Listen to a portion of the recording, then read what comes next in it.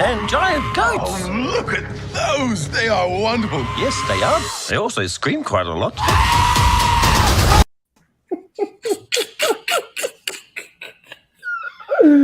All right. I'm telling you, people, one day you'll get behind the scenes action. How Sam be doing us. It's all right, Sam. Go ahead. I think you just make a video just off of the rantings and the foolishness we're talking about right before we go live. Ladies and gentlemen, we are here to give you guys a Thor Love and Thunder spoiler discussion. I'm not going to call this a spoiler review because this is a discussion. If you've not seen the film yet, go and watch the film. Have your own moment to enjoy it, and then come back to this because we're going to go through everything. So there's not going to be any table left unturned. If you love the movie, if you hated the movie, everything goes tonight. So I'm just letting you guys know up front. I have two people here so far. First on deck, got my man Ant. What's going on, brother? And gold. How y'all doing? Hey, look, man, it's another Marvel movie. That's the best way to say it. It's another Marvel. So we're gonna for good or bad, we're gonna go through it, brother. And I have here Ronan Unchained. What's going on, man? Hey, man, that might have been the highlight of the movie. Is those goats screaming? Because I was laughing every time they screamed. I was like, wow, all right. I'm not, depressed. I'm not sad, but these choices, all right. Goats screaming, all right. All right. So normally how I kind of phrase this and format it, we go and we talk about things we like, didn't like, pinpoint certain things that worked, didn't work. I feel like we don't need to do that with this necessarily. Not to say the movie hasn't earned that.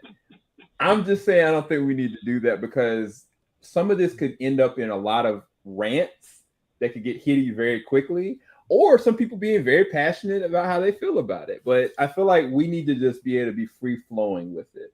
So just real quick icebreaker. When you saw the first trailer, right, from a marketing standpoint, you saw the first trailer for this movie, did you think this was something that you were excited for, or did you think it was like, this could be very bad? I was just really curious, like when you first saw the first trailer, were you like, oh, okay, this is going to be dope? Or what did you really feel? I'm curious. Man, you want to go first? So when I first saw the trailer, I was cautious because Ragnarok, I know a lot of people like Ragnarok. Ragnarok is not a good Thor movie. It just isn't. But you might like it the first time through. You might be like, the second time through. The third and fourth and fifth time through, if you try to watch that movie, it's blaring like problems with the movie. But then we got Infinity War, right? Mm-hmm. And we had a really good balance of Thor being an alien god talking with mortals, kind of like quirky, funny stuff, but also some like gravitas, some like this is some traumatic stuff he's going through. Like Thor is talking about like a suicide mission and being okay with it if it doesn't work out. Like, right. But Taika Waititi, if you look at his stuff, he does his stuff very well, but that's not what I wanted to see. But I was like, oh, look, there's Guardians here. There's a good story here. I want to see what Thor's doing with the Guardians. Could be a great story. So I was kind of like, I'm not going to get my hopes up. But this is the first Marvel movie since No Way Home that I was actually really excited to see. Or excited to see, not really. Wow. So I'm gonna come back to your opinion on that. Ronan, same question. Funny enough, when I first saw it, it didn't hit me that hard of excitement. And it wasn't until I saw it the second time that the Guns N' Roses song sparked the magic, the visuals, and then that last shot of Jane Foster, aka the Mighty Thor, flexing. I was like, all right, this is gonna be. I'm pumped for this. And I remember before I left my house to go to the theater, I'm like, I really want this to be more Jojo Rabbit and less Thor Ragnarok. Mm-hmm. I like giving people who are creative and imaginative the benefit of the doubt. And that wasn't. It was all. In overall, it wasn't my cup of tea, and I'll give credit to credit due. At least the marketing wise and the posters, the marketing wise, they did a good job of promoting something I really wanted, but didn't hit home for me in terms of the final thing. Nah, respect. We'll definitely go and talk about the inconsistencies with some of that. But yeah, we'll go to that. Last but not least, another member of Team JVS himself, Keaton. What's up, bro? Hey, How y'all doing? Man, that laugh scared the crap out of me. But go ahead.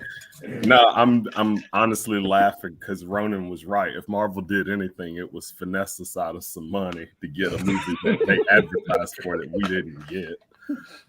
Oh man. So yeah, the question was, when you first saw the first trailer of Thor: Love and Thunder, did you immediately go, "Oh wow, I really want to see this. This could be really entertaining. It could be fun like Ragnarok," or you thought, "Oh man, this is gonna be really bad," or it could be something in the middle? Where were you at with it, the first trailer? I thought it was going to be more of the same, and I wasn't excited about it until I saw Natalie Portman Thor, and at that moment, I was incredibly excited. I'm like, "Oh, they're about to turn it around. They're about to do something that I've been hoping they were going to explore since they did it in the comics." Like, I was super stoked about it. So yeah, I was excited. I was excited about it. Was that the only question that I missed? Yeah, that was just our icebreaker question. We have not got into anything yet. So you came right in time. Okay, because I got plenty to say.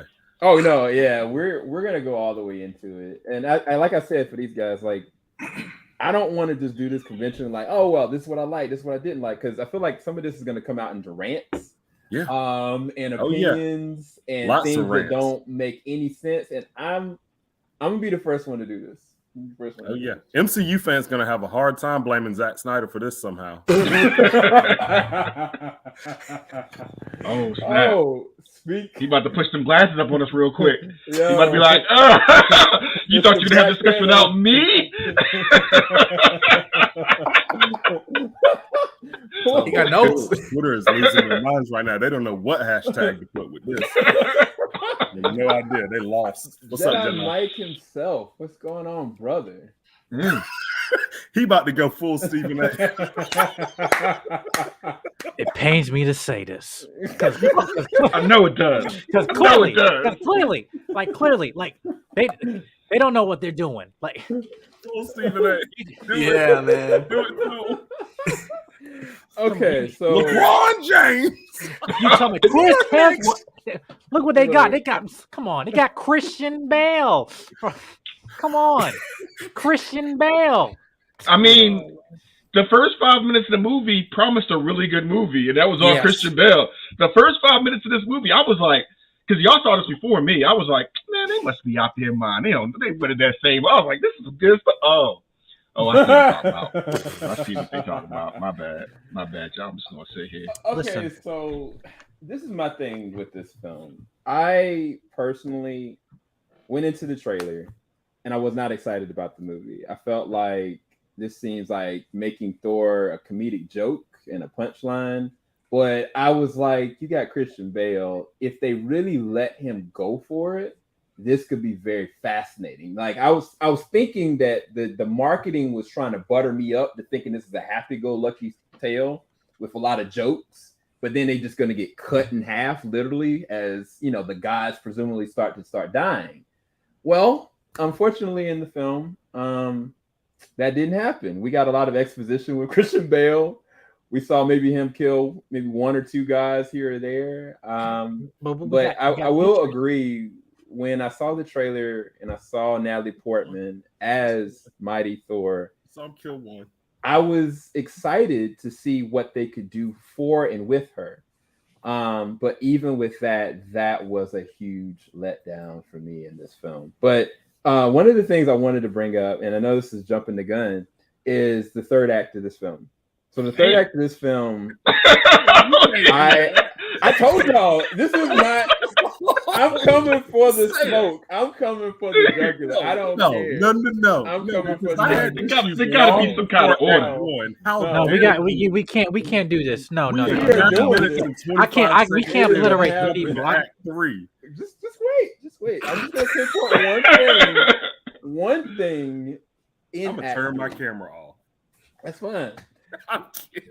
The little kids, the little kids that the entire film tried to make a joke about them being kidnapped by this god butcher. They have been contacted by Thor in the most cringe-worthy conversations throughout the entire film. And so then they finally get there to the kids, and Natalie Portman is presumably dying. If she turns one more time, this is not going to work.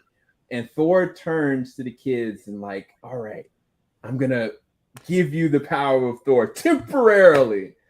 And my head went, hold on.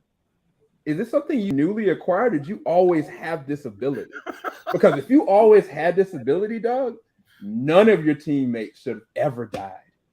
And I just want anybody here to explain to me how this man had these kind of ability to grant them temporarily with the powers of Thor, and all the different members of the Avengers have died, or different people in Asgard have died. I don't understand.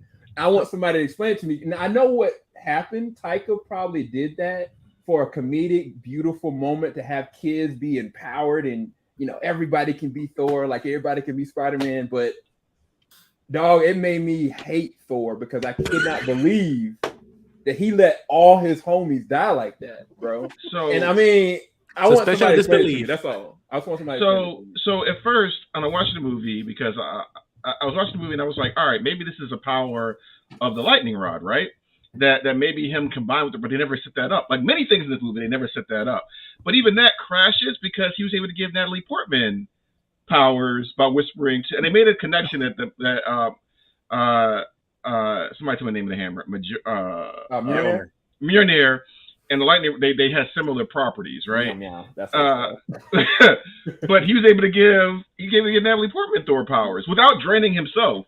So it didn't make, so that just threw that out the window right there. What the real reason is that those kids were the cast kids. Like it was Natalie Portman's kids, it was Christian Bale's kids, Taika's kids, Thor's son was one of the tourists.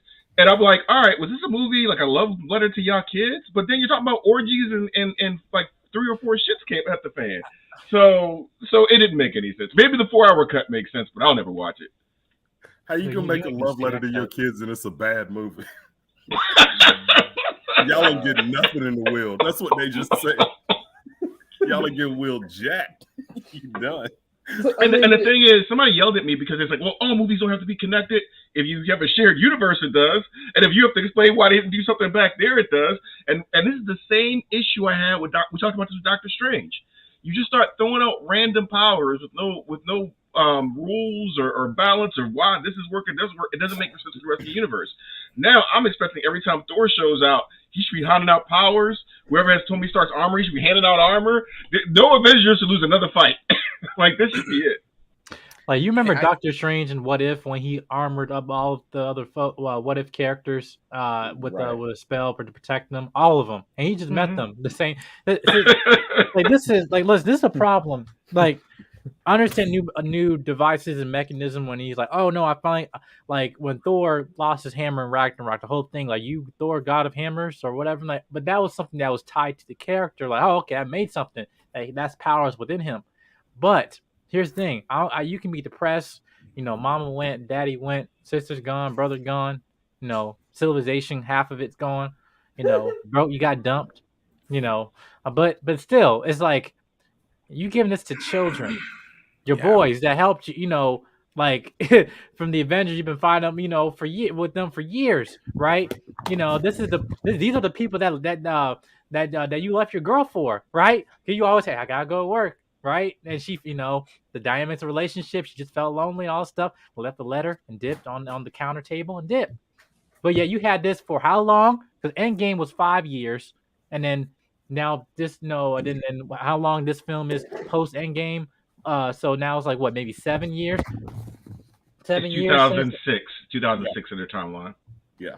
So it's just when I think back to Endgame, right? And as dope as the moment seeing Cap pick up Mjolnir, like seeing that scene, I'm like, Thor could have easily just granted Tony Stark and Captain America and everybody else in the battlefield right during that time, and it wouldn't even have been a death. It wouldn't even. Tony might have lived. Tony might have lived. It was one of the universes. That's why. I really Yes. just don't understand how they could, because I feel like it was a throwaway thing to make it seem cool and It cute. was. But what it did was it made me despise a character that I felt like had went through a lot. And I was like, oh, okay, like he's gone through a lot, he's gotten a lot to get to the point where he's at. But it's like, not only is he a goofball in this film, like now I just found it he is inconsiderate of the people that he supposedly wants to protect or loves, because that made no sense to me. And it was that was one of the biggest faults that I had of the film. I couldn't get past it the longer I kept thinking about it. Oh, we have another member here. What's going on, Nat?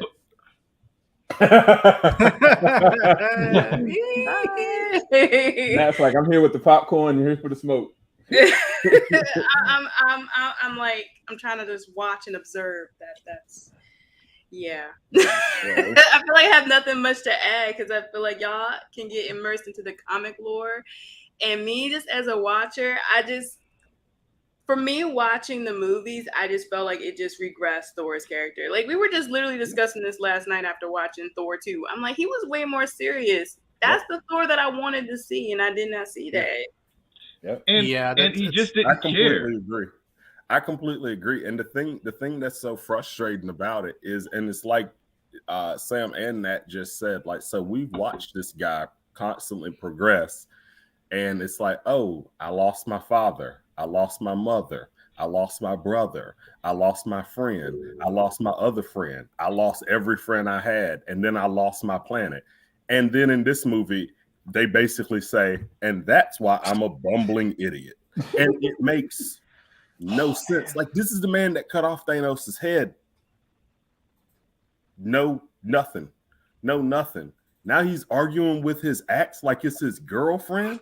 Oh, They made him Peter Griffin. They made this Thor Peter Griffin, and it made no sense, because Thor, he wasn't an idiot, right? So like, he's crashing through roofs. 1,500 years. Yeah. He's destroying religious buildings. He's doing this dumb this Chuck Norris commercial. What was that 80s fan film that took place with like the karate, the guy flipping over cars? That's what it reminded me of. This was just dumb. I don't want to see Thor doing this. But look at the boots, though. I'm like, was this trying to be like Jean-Claude Van Damme? Like, I'm just not understanding this. Like, what was this? If the boots are comic book accurate, look at it. To think that we went through this similar phase in Thor Ragnarok, and then after that we got Infinity War and Endgame. It's like, okay, maybe Ragnarok was not for everybody, but that's a phase that Thor went through, and all right. And after this was like, I gotta find myself again and realize who I am. And it's like, again, you have to do that. To me, Sam, you brought up the whole children's getting the powers and whatnot. To me, the minute that wasn't surprising was when he rode Stormbreaker like the witch in Wizard of Oz. The minute I saw that, I went, I forgot all about that. I was not understanding that either. There's just so many things about this movie that I was not understanding. Like, what is this? What am I watching? Why is the humor here? This is not necessary. I'm just not understanding. Suspension of disbelief to the nth degree. Yeah, Star-Lord came up and said people are dying, and Thor didn't care. He just didn't care, and I was like, "This is not Thor. This is not Thor." He was like, "No, I'm gonna take my time. People are dying." It's mind-boggling how you would ruin, especially a character you need. Marvel needed a Thor that was going to draw people, and I like Chris Hemsworth. I like him in this role. I just don't get what your plan is, because Thor's arc is to become king, right? His arc was to get mature enough, become the person he needs to rule Asgard. And y'all stripped him all the way of that. And so what's his arc now? And you gave it to Valkyrie, who has proven that she's not a good king. Like, there was no reason to make this slave trading drunkard a king in the first place. But like she said, you don't want the job. Twice now. Two times in a row now. They press edit undo for Marvel's character development, because they did the same thing with Wanda a couple months ago, and now they're doing the same thing with Thor. It's like, hey, look how far they've come. Psych. They hit us with a psych. And it's so frustrating, because it makes me feel like they don't know what they're building towards. And I could be completely wrong and they blow our mind at Comic-Con. Like, look, it was a scroll all along or some stupid shit like that. God. Oh, Oh, Lord. A weak excuse. That would be Cop-out. such a weak cop-out excuse. Thank if you. they do that, man, Such a yo, weak It's excuse. to think we had the mighty Thor here. It's just like, yo, you know these characters passed the No. torches, right? Like Yo. it took. I think it's a miracle that Natalie Portman came back to do it, and I give that to Taika Waititi. She's a fan of his work and all that stuff, and it's just like, but the way they conclude her, and I was so, like I said, the teaser, it was her that made me jump up and be like, all right, you know, go see the mighty Thor. So I'm a little different. Oh, go ahead. Sorry. No, I was gonna play something in my head. Like if I'd never seen the trailer for this, and what they showed instead was, for some reason, Thor is missing. He was with the Guardians. Like, it's presumably he's dead. There needs to be a new person taking up the mantle of Thor, right? And that was the first teaser of what this was. And the movie had been about Mighty Thor only. Even if he kind of popped up later on in the back half of the film, like, oh, he's still alive. He's kind of watching over because he knows he's got to be the new king of Asgard. Or they're going to go and show what it means with Valhalla and how they're going to move that towards the new Asgard. Something like that. But if the movie was about her and just her, dude, I think it would have been a completely different film, dude. Oh yeah. So it could put itself in a position to be one of the best Marvel movies of all time because of the story that they're tackling. Like, you understand, a cancer story affects a lot of people. Right. A lot of people. And there's points in this film, like, you know, I'm saying you get emotional, but just because, like, this topic is just so relatable to a lot of people. And part of my thing is, if you let that, like, let it breathe and let it dive deeper into that, man. And the thing about that is, like, what you just said, Ronan, what we said on my stream, like, before we started this video, like, he said you were afraid that they were going to ruin that whole scene because it's going to make it a joke. Like, you know, the whole, like, because think about this in the beginning of the scene with Kat Dennings, right? Which I'm happy, at least I saw her, but I'm glad they used her, and she's like, all right, peace, I'm out. Good. You know, but when she was in the scene, we're talking about, like, hey, it's just cancer, stage 4. Well, are there any stage? There no. I mean, there might be more stages, or, you know, like, try and be, but in someone who might be sick or anything like that, that's them being in denial. But that's a part of the character. So that's a joke, but it's not like, oh, this is just, you know, something like, if there's some irony and emotion with that when she's saying that because she's not accepting, you know, reality. But going to that point of, like, letting it breathe when she's, like, sitting next to someone who also going with cancer and she's still pushing through, you know, that like, I felt that. But again, you just kept going back to a go ahead joke. Yeah. You know, let's go talk about the goats. Let's talk about orgies. Let's talk about, hey, I met a man next to a mountain. His name is Dwayne. You know, like, it's. If you would show me the cast of this movie and had me bet on what kind of movie it would be, I would not think you'd come up with this crap. And the sad thing is, there's a good movie in here. Good movie in here. Dealing with loss, dealing with. I mean, like I said, the first 5 minutes of this promised to, the first 5 minutes of this, I thought this movie might be up there with, like, Winter Soldier or Infinity War as a great Marvel movie, because it was there. And you just squandered it for, like, fart jokes, pretty much. Like that's how I felt. And I'm a little different when it comes to these replacement characters. I don't think Thor is a title, Thor is a name. You could have had Natalie Portman come up with a new name or whatever, but I think one of the issues I was really afraid of is that they were going to make Natalie Portman a competent Thor, and keep making Thor dumber and dumber. Dumb. Yeah. And I don't think you need to disrespect an older character to bring another character or a new version of that character into the story. So I was afraid of that. But I think one of the problems when you replace these characters in comic books, when they replace these characters, even if it's a cool idea, you're really just waiting for the original version to come back. And I think that's the problem they're going to have with Captain America. Like, I never liked the Falcon Captain America. That's just my personal thing. American Eagle? Yeah, yeah. I've never been a fan of that. But, you know, except for the culture. But but this one, the images, how they got her right, how they CG'd her muscles, like everything about it. Even the cool thing with the hammer, even the cool visuals with being in a different dimension and how the energy off the different I'm gonna call them holy weapons, affected how color interacted with the characters. All that's great.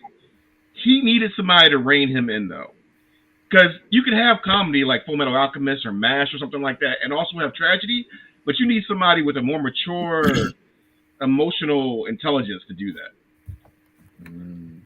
Oh Yeah. boy.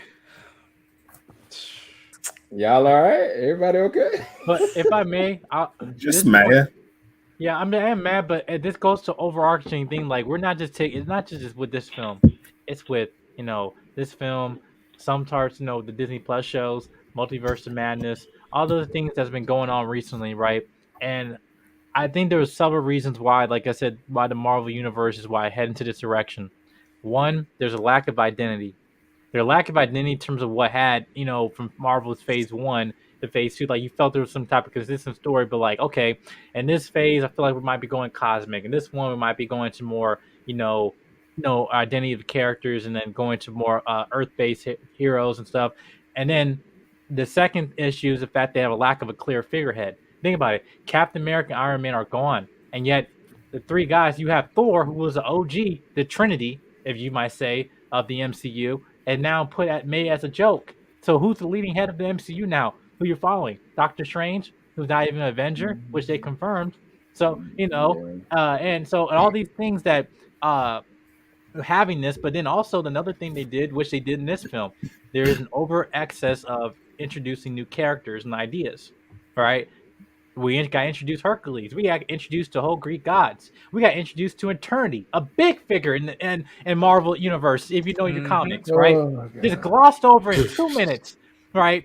And we got introduced to a bunch of other characters. We got Kate Bishop. We got Miss Marvel. Hey, we got female Loki. We got let's say the Patriot. We got America Chavez. We got Billy and Tommy. Wiccan and Speed. We got all these other characters, but yet we're just introducing them, but yeah, we're not fully developing these characters to a point. One, do you care? And also, are they even being a crucial element to the story to the point where now it's not only uplifting them in terms of, oh, this is a new character I'm a fan of, and also is uplifting the overall story, moving the MCU forward instead of, why do I need this story? What do I even care? All these things. That is the main thing, is it because the oversaturation of the Disney Plus shows, the movies, which I understand that there are people making this argument of quantity over quality, but that is what. Listen, you saw the visual effects in this film. I'm gonna tell you this. I'm about to swear. Like, how dare they? How dare they? This film, your Disney, the mouse, all this stuff, and they use stagecraft technology. There's even a report. I'm so glad we have this stream today. Report today: visual effects artists are mad at Marvel Studios for their rush deadlines and their working habits and everything like that. There's a report. I think it's come from Variety or Deadline or something like that. They just came out today and said, "Yeah, Marvel, we're not liking how they're treating us as visual effects artists." And I wonder why. Because you saw when you look in this film, this scene with no aliens, no nothing, just Chris Hemsworth and Natalie Portman just talking, just catching up. Oh yeah. I had to lean forward my seat. Natasha was sitting on the far right. I have a friend Jay King on the left of me. Wait, what? What is that? What is that? I'm looking at her like, look at her. Like it's the Botox of. So the weird thing with the CG, and that was gonna be a talking point when I was gonna do this normally, but with the CG, I don't understand. In the past 3 years, the CG has just been so overly saturated to every single thing, whether it's the costumes, whether it's the backdrop, and it's not good CG, which is weird with these billion-dollar films. But specifically in this film, this was the first one that I've seen where they started CGing the actual people's face. I don't know if they were trying to make their face look younger. And I saw it on Natalie Portman. I saw it on Chris Hemsworth. And I did not understand. I was curious you guys' take on the CG in this film because it just did not look good. There were some moments, as far as action moments, that were pretty dope with Natalie Portman. I think the noir black shot with them fighting in the Shadow Realm, I thought that was actually pretty dope. Yes. But everything outside of that, it just looked way too colorful and way too much. The thing is, Sam, they set the movie up to be cartoony, and honestly, that's just what we got. We got cartoony, and we got cartoony CGI.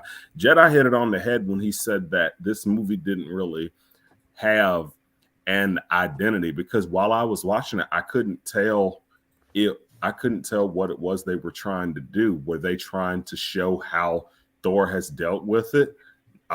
No, because he's just goofing off and blowing up temples. Were they going to try and Guitar Hero their way out of it with the soundtrack like they did with Guardians?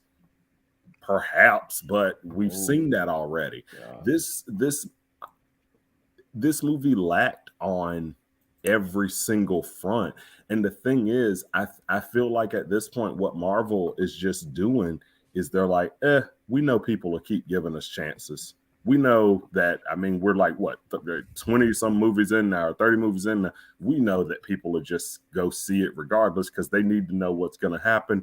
And this will just print money while we figure it out. But the thing is, they're just doing a piss poor job at it. And I agree. The CGI just did not, it didn't fit well. But on top of that, they just, going back to what Jedi Mike said, they just did not do justice to any of these characters. Like, these characters that we know have been through so much, they just gloss over it so fast. And the thing that I'm wondering is, if there's a 4-hour cut, they literally cut half the movie.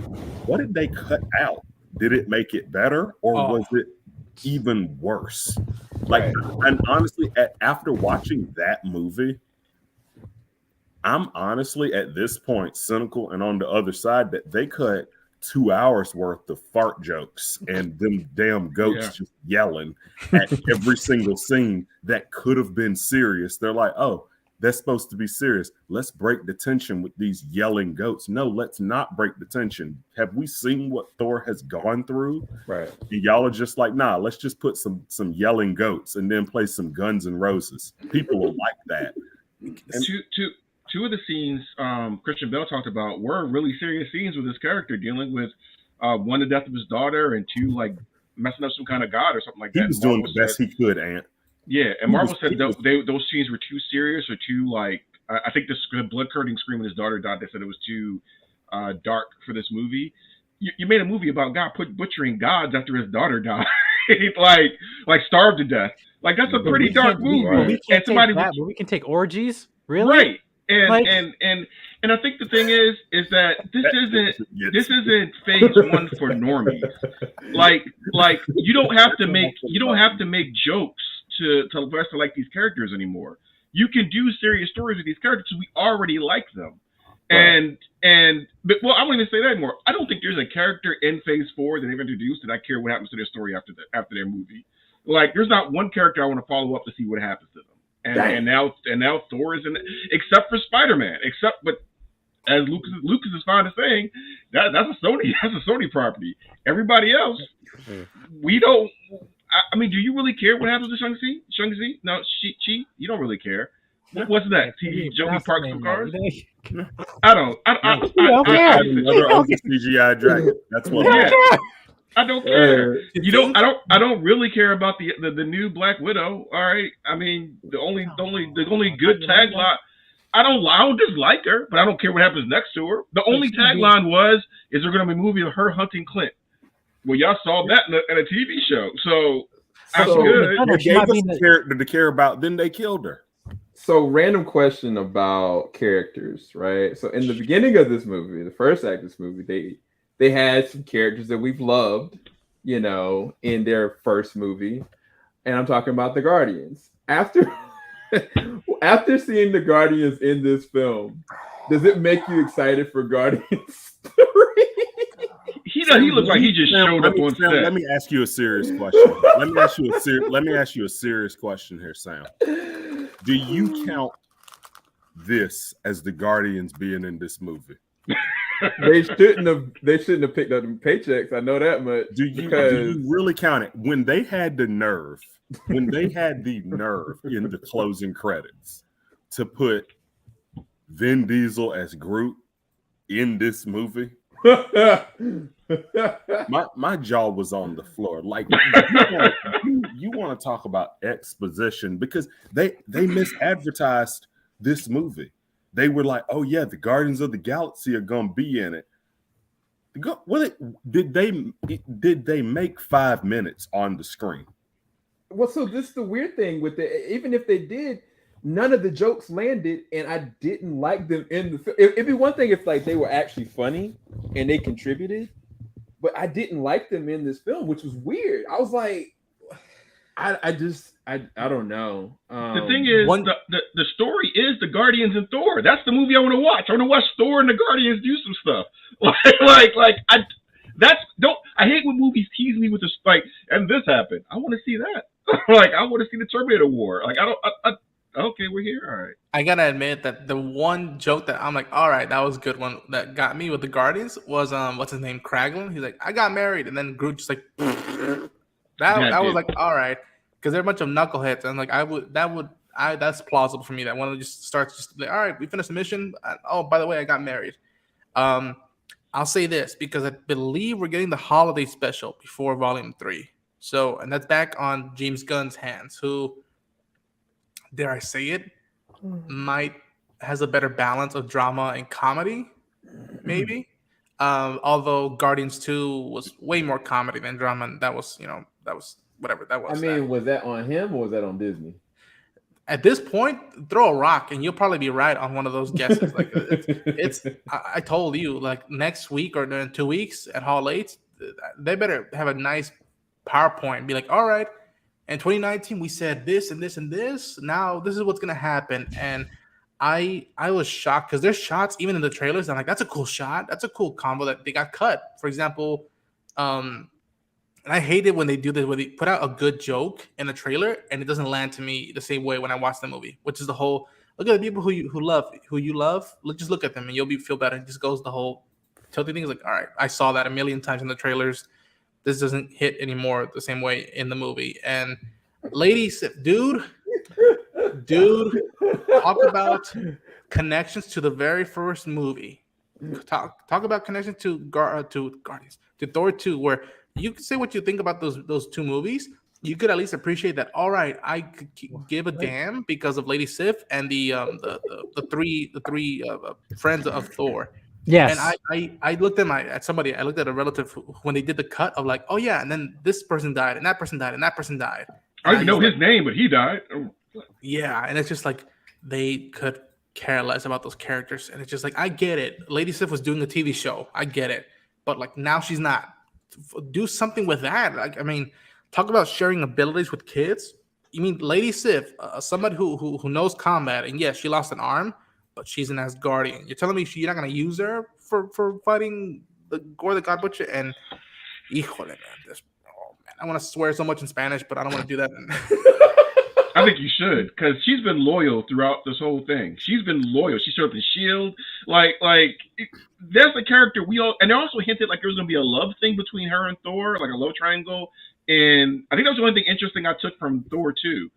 And no, they don't.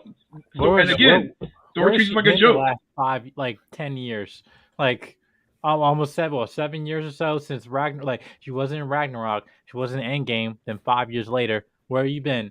Where you been, ma'am? Like on a different realm, planet, and she was better in her 2 or 3 minute scene of Loki, and it wasn't even her. It was a simulation. It was a simulation for torture. Sam, I know you're the one asking questions, but I actually got a question for you and for everybody else here. Yes, Go sir. for it, bro. Because I watched this movie, and then I watched it again because my wife wanted to see it. So I went to see it twice, and it was just as bad the second time as it was the first time. Here is my confusion, because normally with the MCU movies, they want you to leave feeling a certain way before we see the next chapter. Mm-hmm. I don't know how I was supposed to feel after watching this movie, because basically what they did was, look, Thor bumbled around this whole movie. Look, Thor's bad with kids. Look, now Thor has a child of his own. And I was just, I wanted to ask y'all, what were we supposed to feel leaving this movie? Because all I have are like Riddler-ass question marks. I'm just completely lost as far as. I got one. An empty wallet. Love, man. For this. Love is the conqueror of universes. No. That's the thing. It's I don't know. I'm just about to. I'm about to say something. This is very that PC. But like after something something happens and you get that clarity, like, damn, what did I think? Like you get clarity after you do something. You feel like you have like, well, I gotta do this. And after the, you talking about post-nut clarity? Hey! The guy was looking at you, Mike. The guy was looking at you right now. He's looking at you with terrible eyes. Listen, what I'm saying is just like what you're supposed to feel is like that's like, well, shoot, and that's what I felt after this. I'm like, the good thing I didn't have to pay for it. Like that could be used as so many. well, hey, listen, confusion. Like, listen, like I'm just saying, like that's literally what I feel like is you're supposed to feel, somewhat like satisfied, whatever. But like, hey, the line of what Thor told in Eternity, like, to Thor, like, what's the name? To Christian Bale holding his own like real life daughter is like, you know what, you can do this. It's about love. Love matters. Love conquers all. I'm like, yeah, like no shit. Like, I get it. It's really weird. So I'm gonna try to take a serious turn with this. I have not been really serious about this film because it's been infuriating. It's warranted. Look at the movie. They had the beginning of the film, to Ant's point. To Ant's point, the beginning of this film is great. I felt the same way about Black Widow. I felt like the beginning of that. Opening intro. Come on, but with this one, I was like, this could get really emotional and really interesting and engaging. But then they tried to convey that Thor didn't know where his place was. Even though he's got his Asgardians, what's left of them, 25% of them left on them on Earth, try to contribute to the universe as a whole, but he still doesn't understand that. For whatever reason, he just doesn't know what to do with his life. And so then it was like, okay, I need to go back home because there's this God Butcher doing stuff. And it's like, oh, okay, I see Natalie Portman's character is back. Like, oh, wait, she's the new Thor? Then they go and muddle it with a love triangle between Mjolnir and Stormbreaker and Thor that made no sense. Read that comment. Read I'm saying the exposition of it was that Natalie Portman is dealing with a lot of loss. She's dealing with a lot of identity issues. Like she's literally dying and she needs a human connection. If they actually gave us real scenes with Chris Hemsworth and Natalie Portman that made me want to care and see that separation and connection and her understanding what he needs, which is maybe human companionship, like a legacy, children, like maybe it would have made sense, but it gets so muddled with the foolishness of this film that I can't merit any of it. The only character I felt like made me understand, like, okay, this could be a really good story is Natalie Portman's character. And for a little bit of the time in the first half, which was Christian Bale's The God Butcher, their two storylines, if they would have honed in there could have been so much there. But they didn't even show the moment when she actually becomes Thor. Like they waited to use it as a surprise. They filmed. There were set photos. Yes. No, I'm saying like I didn't see it. Right. And so it's like for those, young women, that love like Natalie Portman or love like Thor or love like Mighty Thor, that could have been a very strong and powerful moment. Or even better than that, when she turns and reverts back to her normal self, like when they showed Natalie Portman like with no hair, she should look, or like her just disintegrated, like that could have been so powerful, right? Because she's such a great actress. Like, but they just made it look like she was drunk. They looked like she was hungover. That's pretty much like you know what the man looked like Bella after she got pregnant. And then Twilight Breaking Dawn. I've never seen those movies. Oh, well, anyway, like you know how like she just the body like you know what I'm I talking know about. what you're talking about, Mike. I Thank know you, what you're talking Natasha. Thank you. Yeah, that's how I she just looked like. She just like, yeah, it just like she's malnourished. the best scene of the movie for me is the hospital scene where he finally says the word because I love you, and he's begging her like we could do what you want to do, but know that it's killing you and whatnot. And I remember I told this to Mike that I was so hooked. Yeah, that's from Come V from on, Vendetta. shoot. That I was so hooked with that scene. I was like, all right, Taika, this is what we want. We need, instead of just fart jokes, instead of your SNL audition video. This is what we need. And then next thing you know, I was worried. I'm like, I'm waiting for Korg to make a fart joke. I'm waiting for Valkyrie to be like, what's up, guys? Oh, you having a moment? I'll walk away. And I was just like, mother. But Never mind, I'm not gonna swear. They set up so many things in this movie that don't pay off. Like, if you have a scene where they're like, hey, but we're safe here in God City, you're like, oh, they ain't safe. There's about to be a massacre there. Oh, Exactly. no massacre. Oh, this Thor is, like, how cool would have been if the hammer killing you had showed up halfway through the film, and so every time you see her reach for the hammer, it's getting worse and progressively worse every time she transforms back. That would have added more weight. Like they just told us things. Oh, Thor, you're a great father. There is no way in the world I would let that guy watch my kid. Right. Like it's. I take my chances with Bruce Wayne first. Yeah. Hey, we killed the most popular god. They're gonna be chasing us soon. Oh, are they chasing you? Wait, right? Like Zeus could go to this place anytime he wanted. The thing can transport. Everybody can transport here. Dog, Hey, Thor, look. how about all your people, your dad and your brother are dead? How about you go to eternity first and you make a wish to bring Asgard back? Like there's so many things that could have happened here to make it. And if he had to turn his back on making his wish to go and save Natalie Portman, like maybe that would have been a thing. Yeah, Jane, maybe that would have been a thing. There's so many things that were set up here. Even Valkyrie's storyline. I felt like there was a story with Valkyrie being bored with being king that could have been and trying to find a queen. That could have been something if you wanted to have that. And this is what I take away. I don't want to see Korg anymore. I was so happy when I thought he died. And when he came back as a talking head, I was. And you know what infuriated me is seeing Taika Waititi's name come up twice. Once as director and once for Korg. I was like, oh, you double check, mother. Like they didn't finish off any storylines. Like they really had Valkyrie have her whole speech about how I'm alcoholic and alone, and then Korg was like, "Damn, that sucks," and then that was it. He said something very truthful in that scene. We but never I was like, "Yeah, you're right. Yeah, that was deep. Yeah, it was. Keep going." She's been drunk twice this whole series. She's been drunk in 2 movies. Like 2. She does not deserve to be a king. She doesn't deserve.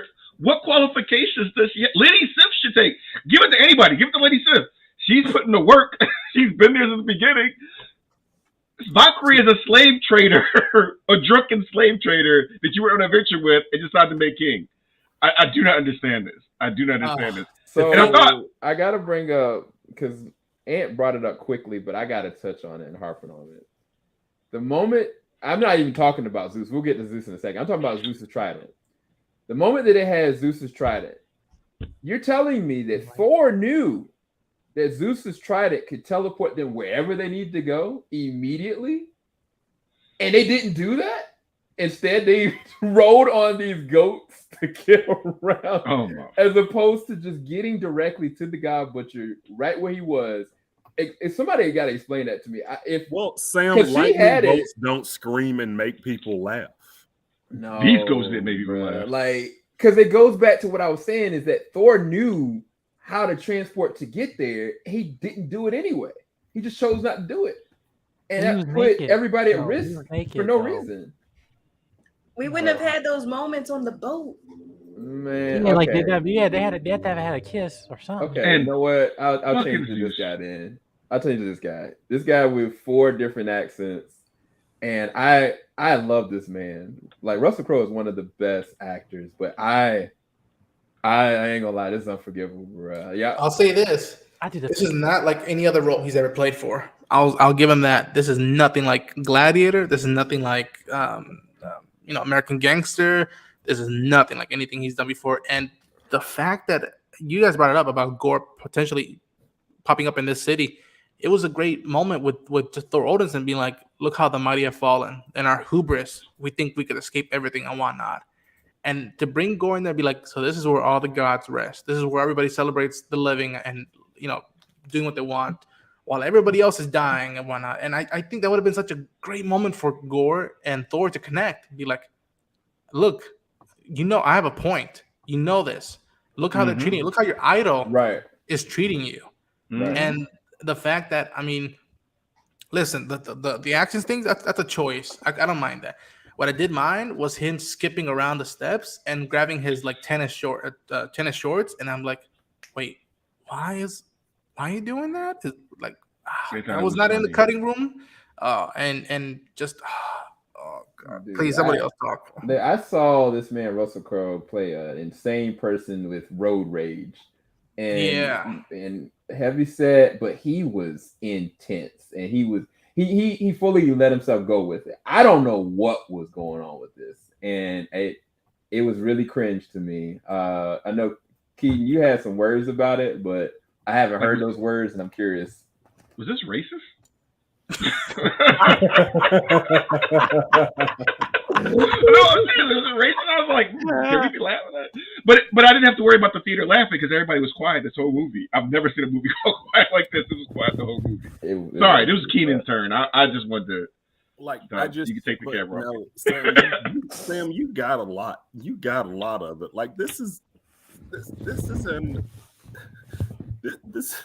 guy's been nominated for Oscars. Like, I think, has he won Oscars? Did he win? Yes, for Cinderella Man, I think. Yeah, this man is a great actor, and this is an MCU movie where he plays Zeus, and he acted better in Man with the Iron Fist than he did with this movie. Wow. He did. Nah, that hurt. He did. Am I lying? No, you're not. You're not. Someone in this chat right now tell me I'm lying and say that he acted better in this movie than he did Man in the Iron Fist. I can't. You can't. I'm looking away. You can't. This man was out here. He was acting like Hercule from Dragon Ball Z, Mr. Satan. He was just out like they spent like 3 minutes of him flipping around and all of that and throwing the lightning bolt, and it was like, for what is it that we're doing? Like, I get it, like we're showing, oh, this guy is full of it, and then we're going to show Chris Hemsworth, but like the movie was just confusing. It was just confusing, and the thing is, it's like I walked away from it confused, and I honestly walked away from it mad because this should have been Natalie Portman's movie. That's it.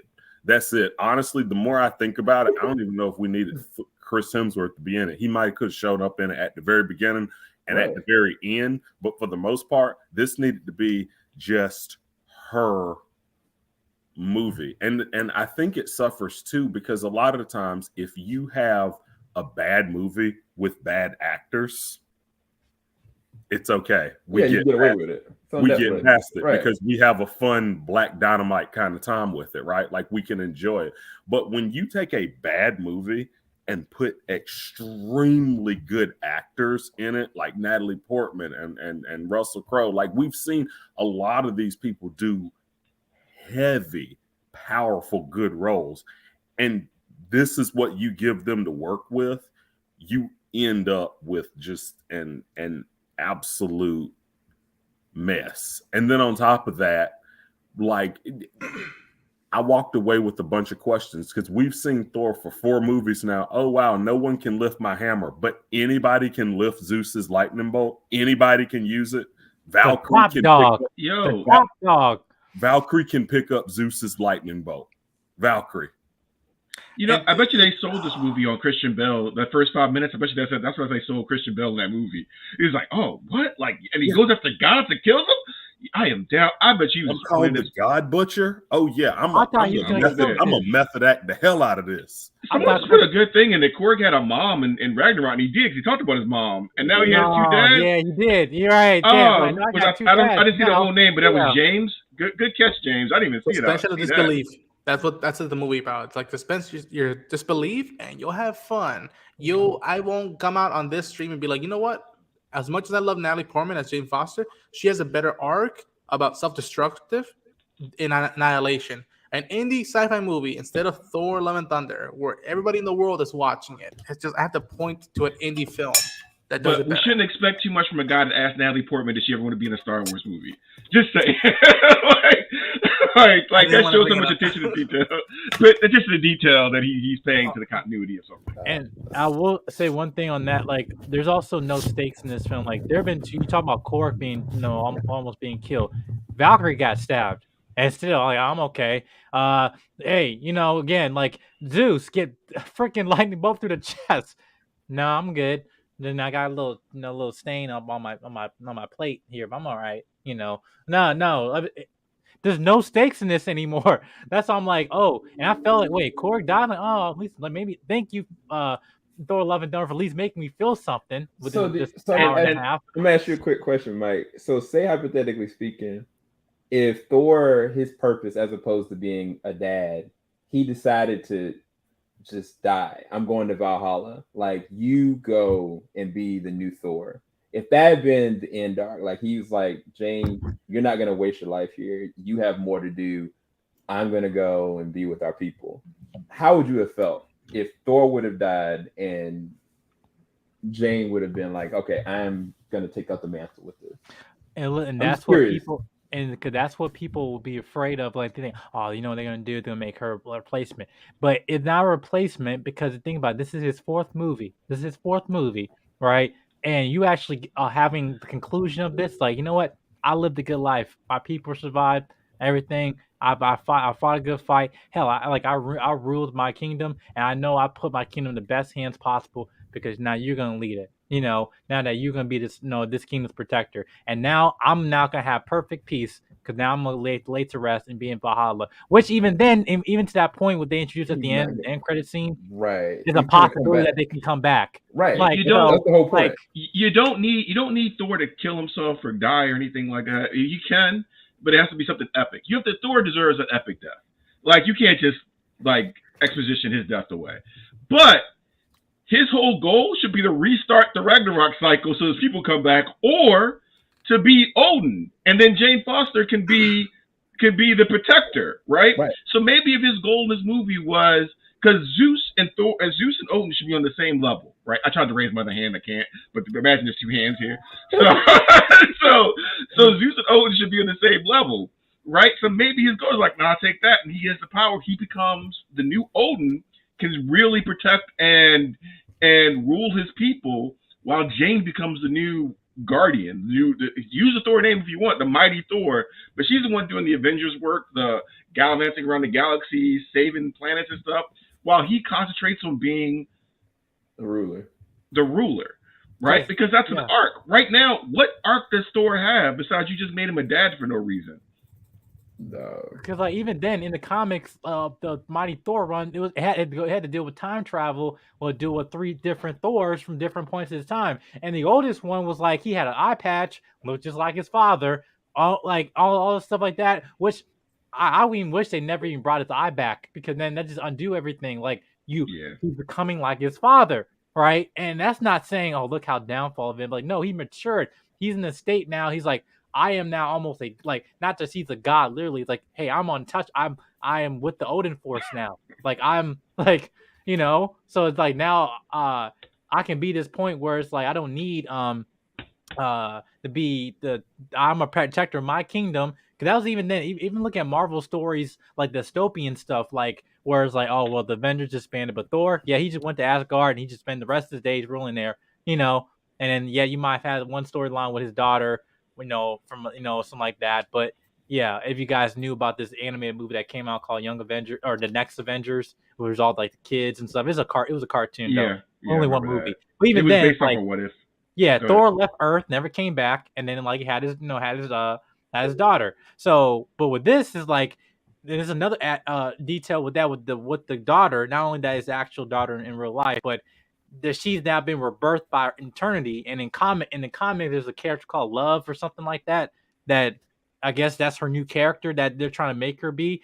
That she got like her center for power. She got laser beams and other stuff like that. But you've been reborn by eternity. So what can you do? We don't know. Like But- so. In my head canon, there's a reason why Thanos didn't show up to Asgard to get to get that started, because Odin was there, and in the comics, Odin beat the brakes off of Thanos. So, and it was. I think Odin died. Everybody heard about it. Thanos was like, I'm gonna look at that stone now.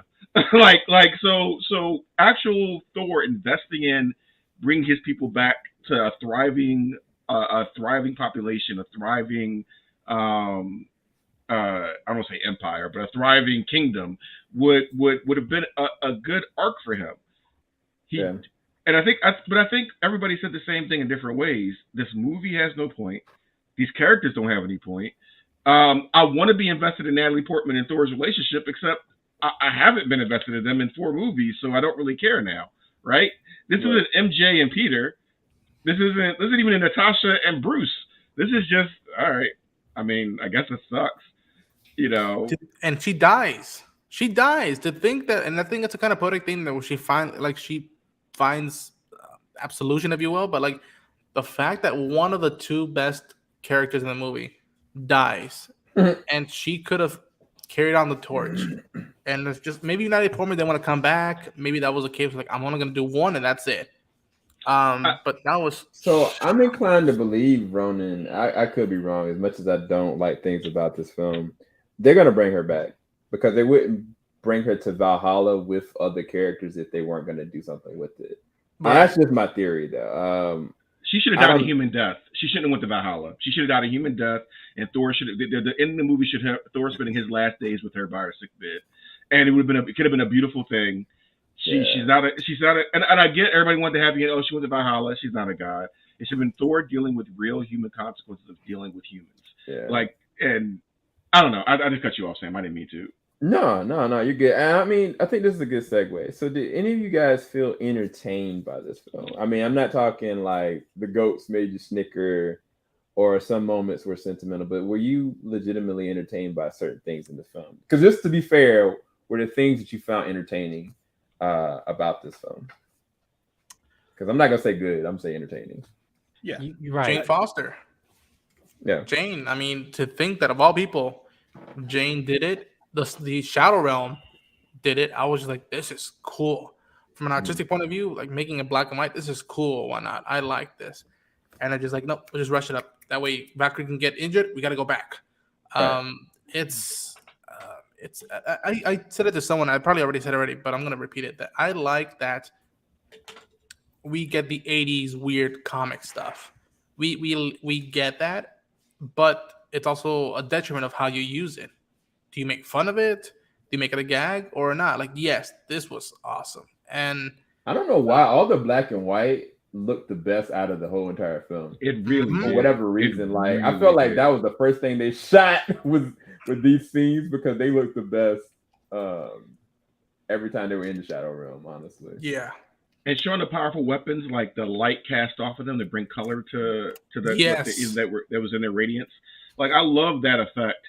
I love that whole scene. I feel like there's a 30-minute section of this movie where we see Christian Bale go from what we saw at the beginning of the movie to him like making those jokes and terrorizing kids or whatever that we missed out on. But I every time he showed up, he stole the scene from me.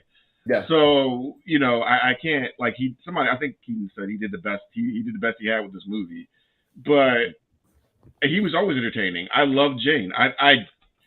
I thought that Jane was great in this movie. I thought Natalie Portman I would see this character again someplace else. But no more nano helmets. No more nano helmets. No more nano mask. Just get a helmet and put the helmet on. I hated that. Oh, yeah. That's easy. No, look. Iron Man did it. Supergirl did it. Flash did it on a CW. Listen, y'all. That hurts now because to me, my favorite Iron Man suits are Mark Black Lightning. 3. Come on. No, my favorite Iron Man suits are the Mark III one from the first Iron Man and the first Avengers one. That is it. Everything else, it feels like a floating head is floating and whatnot. And funny enough, the best shot with the Mighty Thor's helmet, the whole pose, was the one that we saw in the teaser. Is when she first, when Thor says Jane, that first time that she comes and encounters the whole battle. That was the best time that helmet looked like.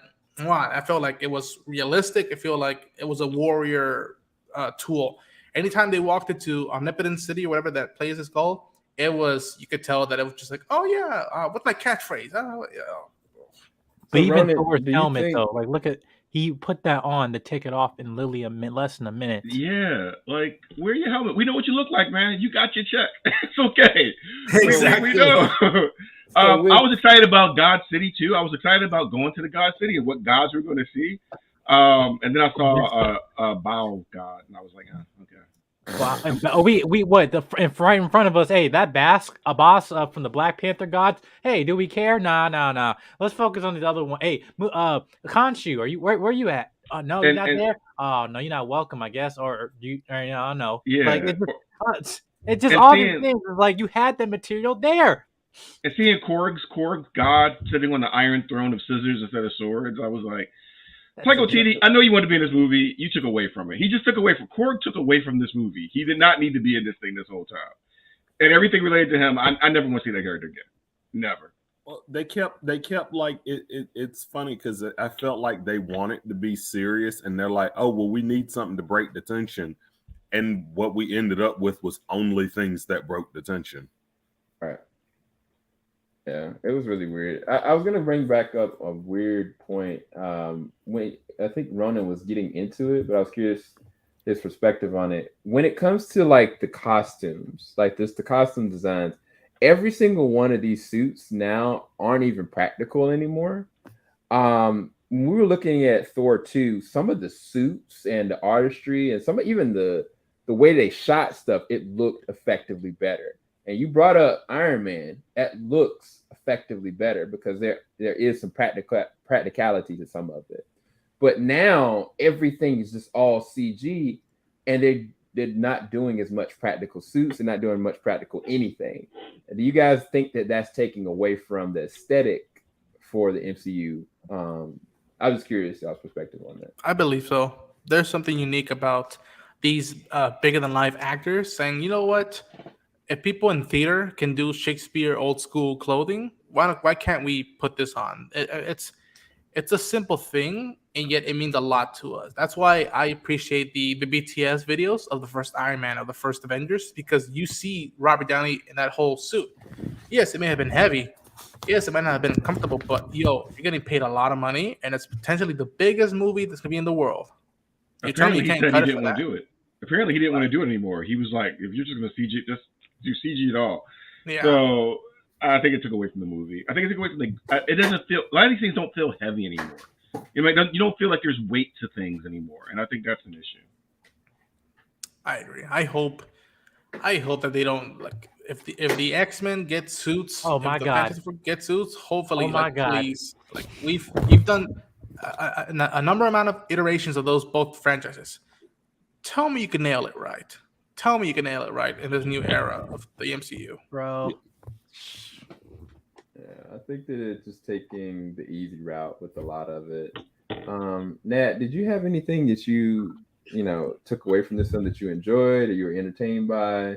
I mean, even if it was just the experience of watching in theaters with friends. I'm trying to give them out here. Well, I mean, yeah, I did enjoy watching the movie with Mike and, other people that were there. I actually did like the scenes with Jane and Thor because we didn't really get into much of their relationship because it was always off screen. What little we got of it, I did like. I always thought that they had chemistry together, so that was really played well in this movie. But and like everyone else said, the Shadow World, that was very well done. I like the scene that too. But everything else, another thing would be Jane and Valkyrie. I felt like they had a friendship that we just did not really get to explore. Right. I thought the moment that they had together when they were talking was cute.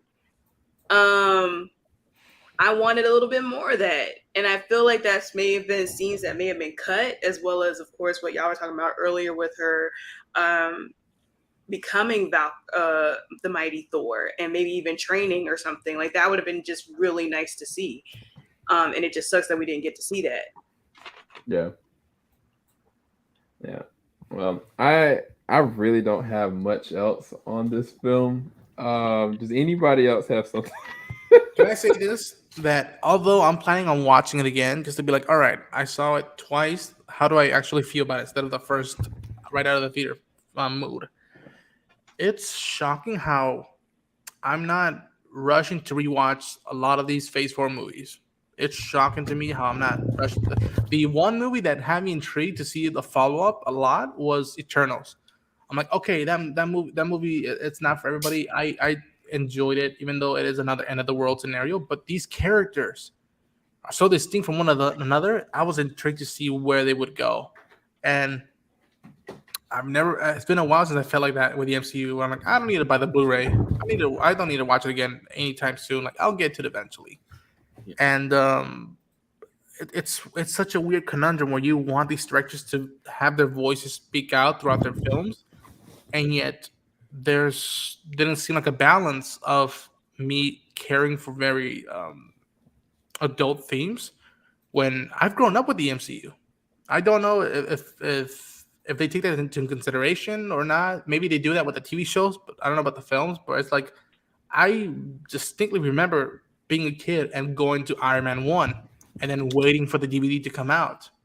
Like I remember that clearly, and I don't know if it's the qualities of where they're going. I do hope that in 2 weeks we might feel different and be like, all right, we've got a new perspective on where these movies are going forth, whether they're standalones or connective tissue. And again, I want us to make this clear to everybody that even though I was underwhelmed with this movie, it's not at the end of the world. I'm not losing sleep over it, although anxiety and stress might pick up here and there. But it's okay if the MCU right now is not landing for us in the cinematic level. I like to think that after Endgame, and I've been saying this, and I feel like a broken record, there should have been a break.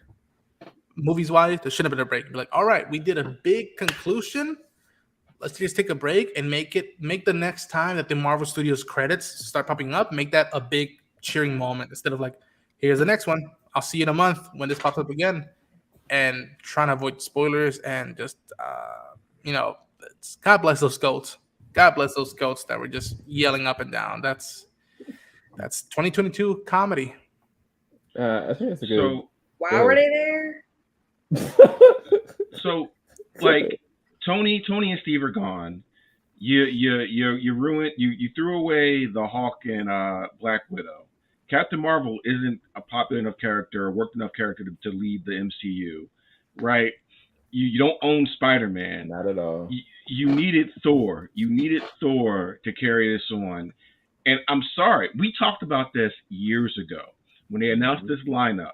You were about to start using a bunch of C and D list characters, and they can work because Guardians proved it. They can work if you put good writing behind them, good actors, put creative things. And so far, Phase 4, I don't care if it leaves anything else. There is nothing rewatchable about most of these movies. There's really not. I tried to watch Doctor Strange again. I did not care. I did not care. I don't care about watching it. How many times have y'all watched Eternals? Like, since Maybe it came out? Once and a half. I watched it when it was in the movie theater, and I missed the first 5 minutes of it. I have not gone back and watched it. So this is the weird thing. Out of all the Phase 4 films, it's probably the one I've seen the most. I've seen it twice. Yeah. I've only seen it once, and I've only seen Doctor Strange once. Now, you go back. Don't even use Infinity War. Don't use Endgame. Look at your Winter Soldiers. Look at your Iron Man 1s. Look at Guardians. Like, look at these movies that you've seen multiple times. Or you might look at the scene real quick on YouTube. Or you might just stop this on TV and be like, let me look at the scene real quick. There is nothing that would stop me from doing my work. And there's nothing that would keep me from doing my work in these Phase 4 movies outside of Spider-Man. It would be stop and pause and look at it again. Thor maybe because it pisses me off. That's about it. Like that's about it. That's about it. And we talked about that. Marvel could have done it with this, but you gotta put good story first. You gotta. And I saw, and I know it was just the cruise thing. Did y'all see that mini movie? Oh yeah, that the Avengers camp, the cruise rides with Ant-Man and Captain Marvel and American Eagle and Janet the Wasp and all that stuff. It just proved to me that I do not care about this team. Like I do not care about this team that's coming up. I don't foolishness. Yeah, and I'm sorry, and I think a lot of characters that could have really worked are going to suffer for it. And story first, check boxes second, people. That's all I'm going to say. And you need Thor to work. Thor is a character everybody loves. Everybody wants to love. We want to give you our money for that. Do him justice, because he's going to be people who bring people to the seats. That's just my opinion. But guys, why? Let me ask you this, because it just cut up to my head. Why is it that when Taika used "Immigrant Song" in Ragnarok, at least that first scene when he's fighting Surtur, why did that make me pumped and like rock out to that? But when Welcome to the Jungle popped up in the beginning of this movie, I felt the audio was low and they weren't turning up that all the way up because it's a rock and roll song. And why didn't it affect me that way? I felt that song better in Jumanji. Yeah. I was gonna say that, yeah. He was also fighting like weird Muppet bird things that I didn't really care about. Like it was, I don't know. I'm gonna say what it was. It was cringe. It's a completely different setting. Like, I mean, it was kind of a build up for Ragnarok. Regardless of what you feel about Ragnarok, you know, as far as a Thor film, it's not necessarily a Thor film, but it's a very entertaining, enjoyable one at times. But the build up for that, it was almost like it was earned. The build up for it earned that moment. Whereas like I'm watching that Chuck Norris split, bro, and I was just like, I don't know if I can continue to watch this, but I got it. I think I know what it is. Thor versus Surtur, whatever his name is, at the beginning of that, Surtur, is like Eddie Munson on top of the RV. You could put that on the side of a panel van and be like, yeah, that's some badass like image right there. Thor doing a split versus these bird things is not something you want to see on a panel van. Like, this is not. So, I mean, that's my opinion. That's just my opinion. I could be wrong. Again, that scene was just not necessary. Like, out of all the fighting styles that Thor has done, you're doing a split. Hell, you could have gone with tradition and done the whole arm thing like Captain America and Spider-Man have done in past movies to emphasize, his strength or whatever. Like, that would have at least been in tune with, in continuity with the MCU and stuff that the heroes do. Like, it would have been a little tongue in cheek. Like, I would have preferred that than the split. Than what we got, Look, somewhere and they spent too long on his butt. They spent too long on his butt. I didn't need to see his butt that long. Sorry. Damn, that was hard for that butt. I will say this. Apparently, he was uncomfortable with that scene, and I think in our new woke environment, it's kind of weird that they were okay with like forcibly stripping his clothes. Don't get me started. Yeah, I don't know. I felt like that was too long. Like, they could have done, like, they showed his butt just a split second, and then they could have put his clothes back on. Like, they could have done that, and that would have been fine. But they lingered on it for too long. I'm like, why? No. Who is this movie for? Is it for kids? Is it for, like you're talking about orgies and Thor's naked and then, like, I don't know. I don't know. It's disappointing, as Soulja Boy would say. Effing disappointment. And I'll say one more thing about the whole Zeus thing. Like, they could have just played him as a jerk and not like, it's like they went a step too far with him. Just let him be a jerk. Because Zeus is known to be a jerk. And that makes sense. It would make sense of his character because, like, I liked the fact that that Thor was a fan of him. Even like, that does make sense. God thunder, God lightning, and all stuff like that made sense. So I'm like, when he showed up, he's like Zeus. But then it's like there's also like meeting one of your idols. It's like, well, shoot. But then he's like a jerk, but not a dumb jerk where he's just like, I did the flick to that. Like, you're not fight to do it. Yeah. You're Zeus, man. Top dog. Like, I want Zeus from Wrath of the Titans. Zeus. Yeah, the myth of Zeus. Yeah. The myth of Zeus writes himself as a character, and I thought the same thing. I was like, you didn't make him this powerful, overwhelming jerk figure that doesn't care about mortals besides his own Thor's pleasure. idol? Really? Yeah, and Thor meets like, no, man, I'm spend some time, and maybe that's why Thor was kind of like he was before. Maybe he hung out with, we understand that Thor hung out with some Eternals and everything. Maybe that's why he was like before, and so maybe he's like, no, man, they're not that bad. I've hung out with them. I'm part of the Avengers and all that, and like just him dismiss it. Like there was so much you could have done there, and it all instead of you know what it is? This whole movie is when Asgard blew up, and they made a joke about it instead of Thor actually dealing with it. That's what this movie was, and I'm not understanding Hercules. Like, from what I'm understanding with Greek mythology and just, I don't know what the comics are doing, but I feel like Hercules don't really care too much about Zeus. Like, he kind of like, okay, you're my dad, whatever. But I might begrudgingly help you, but I'm not going to eagerly help you. So you're already starting off on the wrong foot with me here when you introduce a Hercules as a potential villain, because I'm like, why would he care enough to go after Thor when he knows that his father is a jerk? I'm confused. And he's not meant to be. He's not meant to be a villain. It's like here's another character you introduce for just the sake of it, but no any time developing that character.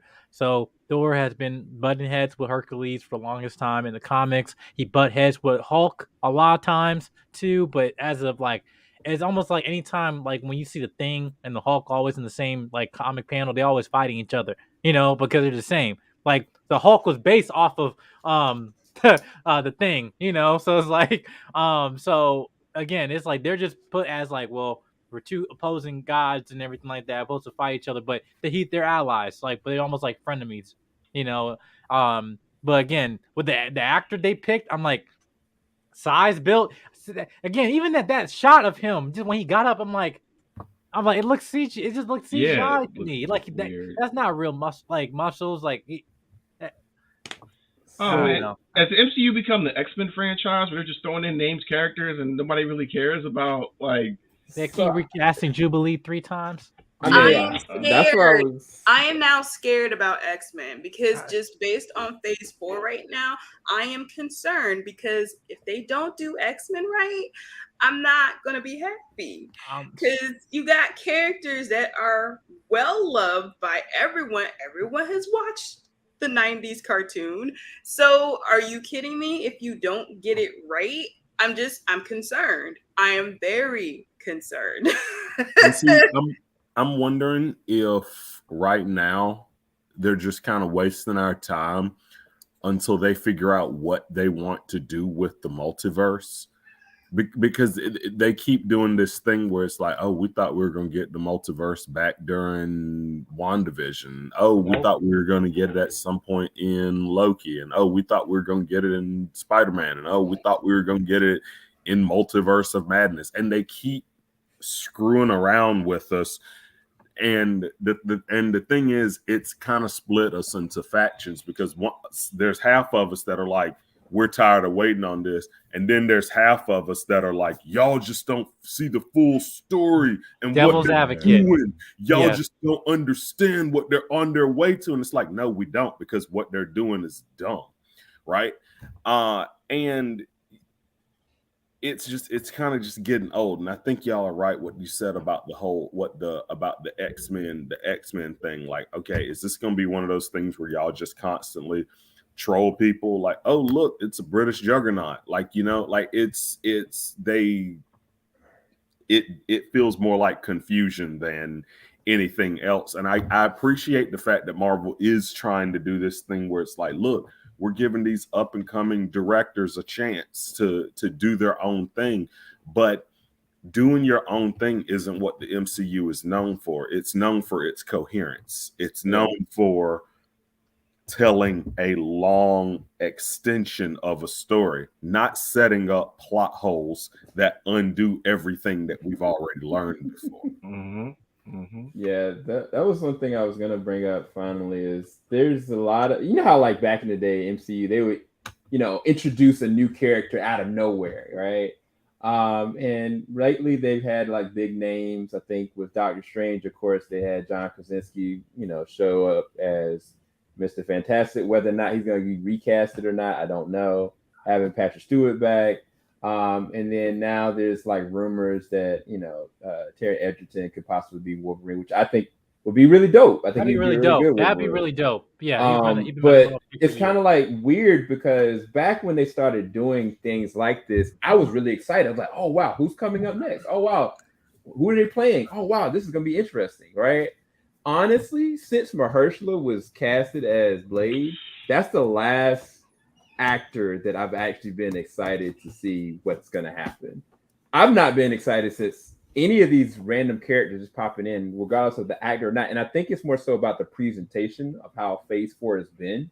But y'all can correct me if I'm wrong. It's just the way that it's flushing out. I'm not excited about even characters they're introducing to me. Because when Hercules was introduced at the end of this movie, I was like you said, it looked really CG. And I was like, where are we going with this? You're not even giving me a good Hulk yet. Give me World War Hulk. Give me something like that. You know what I'm saying? Give me Miss something Marvel, about man. That's the one character right now that I'm like, all right, I got your back. And she's barely done any superhero stuff with Kamala Khan. So that's the one thing that I appreciate, that I care about her family. I didn't expect that from that show. Like, that I'm caring about her, where she lives, her environment, and what will she bring into the MCU. And I gotta admit, Taron Egerton, I am a fan. I'm a fan.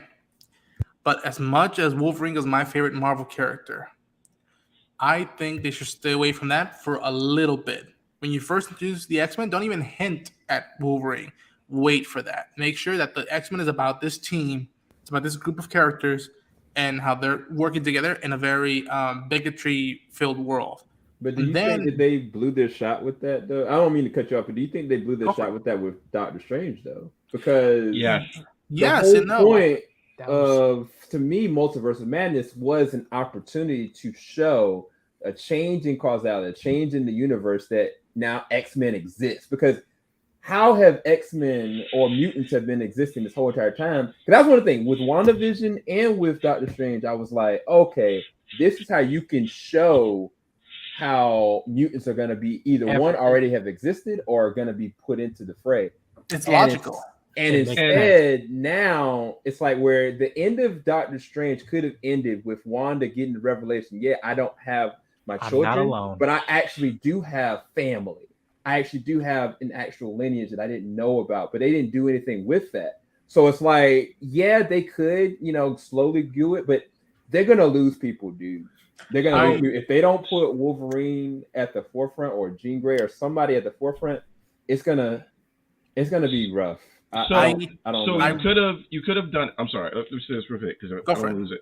So you could have done it where, and that's where we thought it was going. Because how do you explain how mutants come out? And you made Wanda this most ungodly character of power. She can merge two universes together to have her kids or something like that to bring the X-Men in. You want to do an X-Men film? And you really want to get seats in? You could have done something where it showed Wolverine in World War II working under Captain America, because we know they worked together before. Hey, look, Chris Evans, look, you do a 15 minutes for this film. We'll pay you a dump truck full of money. Now you ain't getting checked. We'll CGI all that. We see what we did with Jane Foster. We got you, dog. Don't worry about it. And people will show up for that and go into the X-Men. But more than that, Sam, you brought up something where there was organic ways to have more conflict come out of that. You could have had Hulk go off in Age of Ultron and come back as World War Hulk, and that could be the conflict. You could have had Wanda be a main conflict for Avenger thing. There's so many things you could have spiraled off into like meaningful organic conflicts and issues, but you didn't. And I don't know whether Chadwick dying, if that threw y'all off. I don't know whether Miss Marvel not working threw y'all off. I don't know what it is. But I just feel like there's so many wasted opportunities. I don't really think you can get that magic back easily now. Well, we can't tell until we see. We got one more left this year. No, I'm tired of that argument. One movie is not going to save this whole phase. No. My saying is this: like, to that point, you said with Chadwick passing, that threw that off. It's like, if I see this film, that's my answer. I'm like, you know what? That was it. Because you could say he could have been the forefront of it, or we couldn't use Spider. It's like, let's say the new Trinity was Spider-Man, Captain Marvel, and Black Panther, right, or something like that. Just say that for sake, right? That would be at least enough a good figurehead for you to move forward. But then you're saying that if that one character threw you off, I'm like, well, I have to see the film to even answer that question. But to the point you're talking about, what I mentioned, not saying the lack of identity, but just again, consistently you're introducing so much many different characters. Like you that picture of what Charlize Theron and Harry Styles and Star Fox, that was like you bring in those characters in the weakest way possible, especially Charlize Theron. When that scene came in, it's like I was sitting in the theater, I'm like, and then like if you watch the honest trailer of Doctor Strange, it's like when you see Charlize Theron, oh yeah, that's Leah, yeah, from his wife. You had to like you didn't instantly know who that was. Yeah, Like, I knew because I know the comics, but it was so abrupt how it's just like, who's yo, that? we got to do something. Let's go. Clea. Yeah. Oh, Harry Styles. Who's that? Thanos' brother. Wait. Star Fox. Okay, cool. All right. Who's like? Hey, well, what about that whole Celestial that came out halfway through the planet Earth? Who cares? I'm Call me arrogant, but I'm just hopeful, I guess. I'm hopeful that, like, no matter what people think about the She-Hulk trailers, like, please deliver on that and be like, all right, we care about Jennifer, and then go forth because I said it, that the shows right now are the best thing.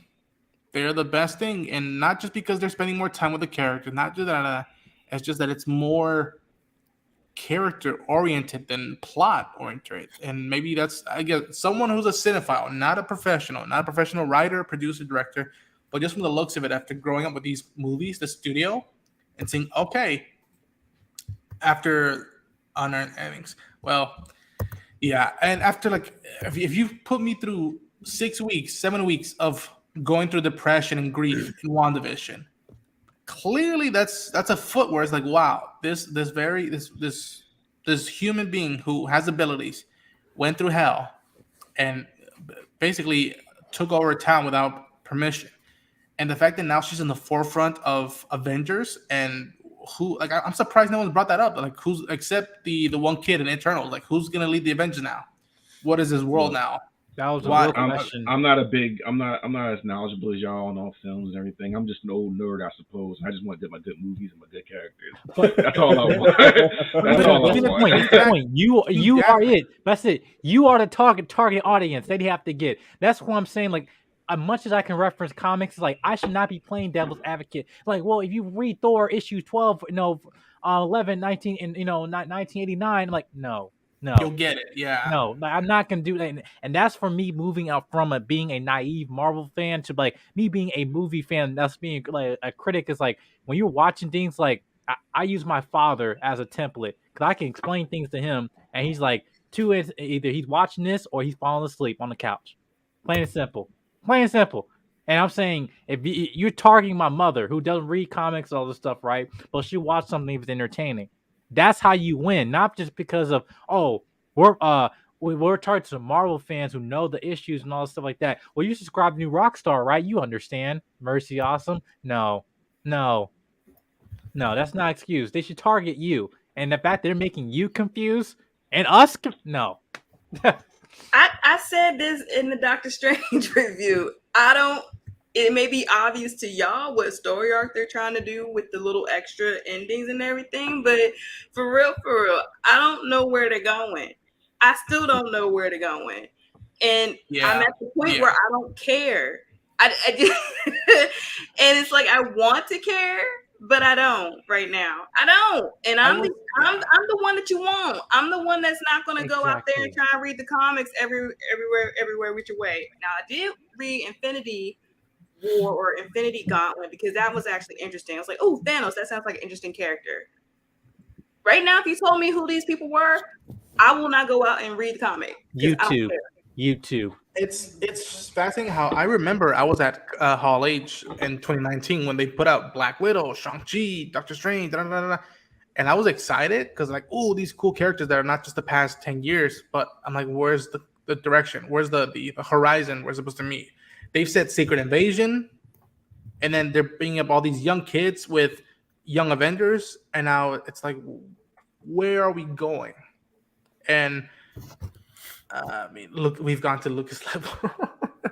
But you remember Ronan when I was talking to Lucas and no, not Lucas, Logan and the Knight, right? And I said after Multiverse of Madness, all this multiverse thing, would you even care, right? And everyone said like, no, yeah, we'll still care. And here we are now, saying like after all this, when they were hyping up the big payoff, and it wasn't even a payoff, it was a setup for one line talking about, hey, this is what an incursion is. Yeah, That's it. Unfortunately, the best multiverse type film superhero that we've gotten recently is Spider-Man Into the Spider-Verse, because everything else kind of failed to comparison. It's not even on the same level. And the fact is that once Spider-Man 2 Spider-Verse comes out, real rap, I'm excited for it. But the moment when that changes from, and I think Sony's going to do it, when they take that and make it live action. I think they're going to take the same exact characters, same exact story arc, and live action it. And that's going to be a whole different thing, bro. But I'm not going to keep harping on it. Final thoughts on Thor Phase 4. I know Black Panther is coming up next in November. I think Captain Marvel is next. But we do have D23. We do have San Diego Comic-Con coming up. San Diego, they've stated that they are going to announce some things, but they're going to keep the big stuff, of course, for D23. My prediction personally is going to be a Secret Wars. I know Secret Invasion is coming up. I don't know how you're going to make Secret Invasion in a series. But I don't know. Where are you guys at with this with final thoughts on this film, and then with where it's going? As underwhelmed I was with this movie, I've been saying this, that Marvel's earned after Endgame, in that chapter of that saga, they've earned the right to try stuff. That doesn't mean where I'm gonna always like it. I'm always gonna like give it 10 out of 10s. I'm always gonna like go rewatch it again. No, because even at a certain point, I do like to take a break.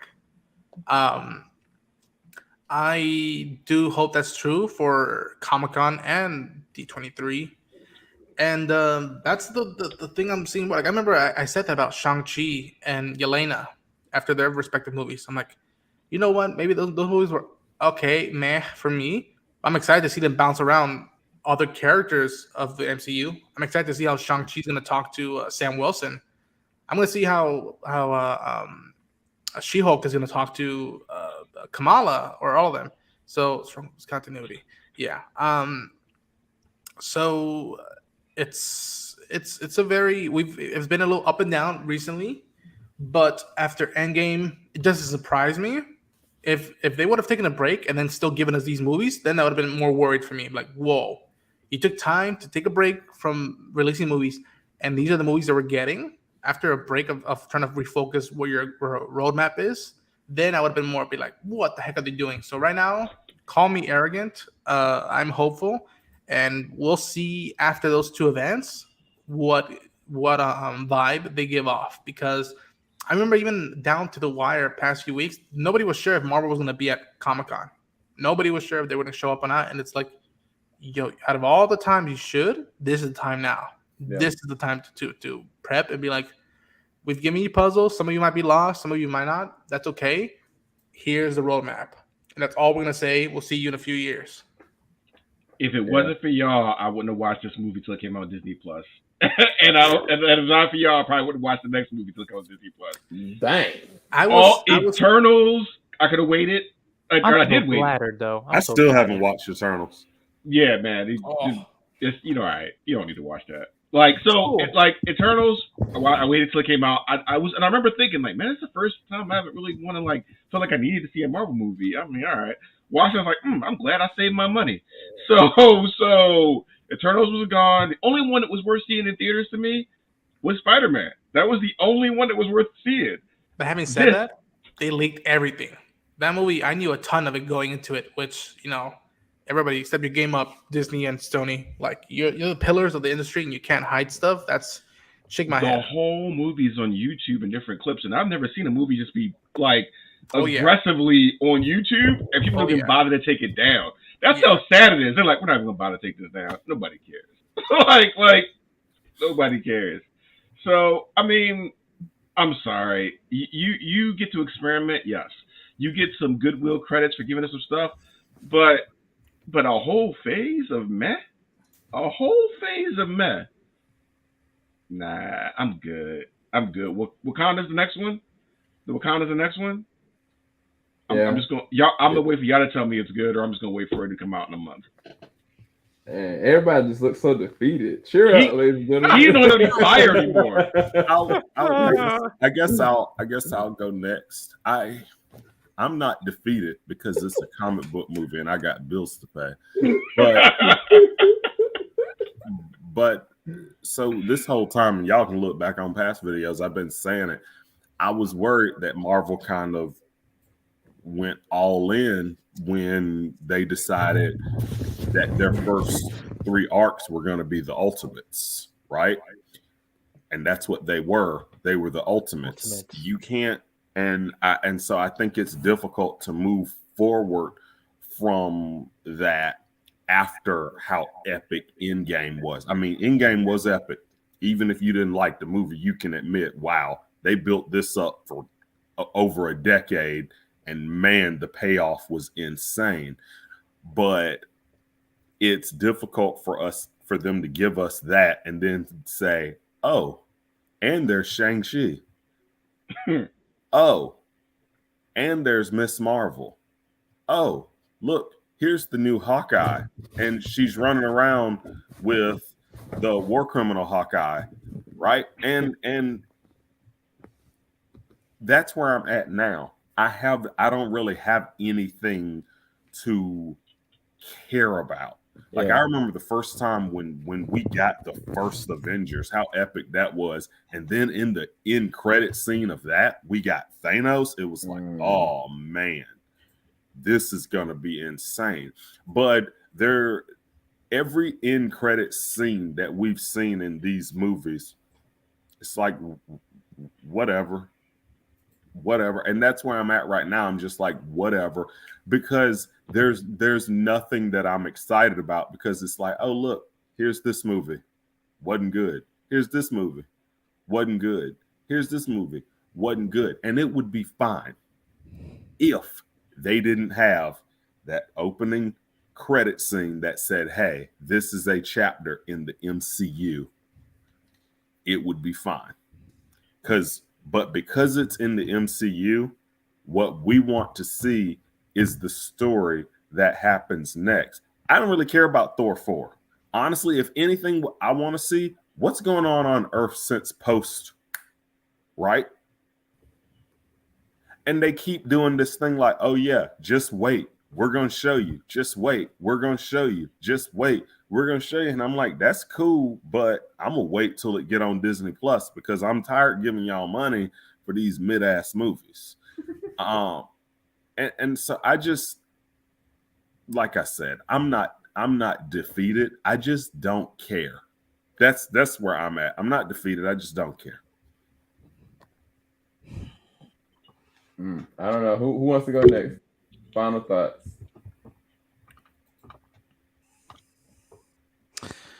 These violent delights will have violent ends. Okay, now he's defeated. Never mind.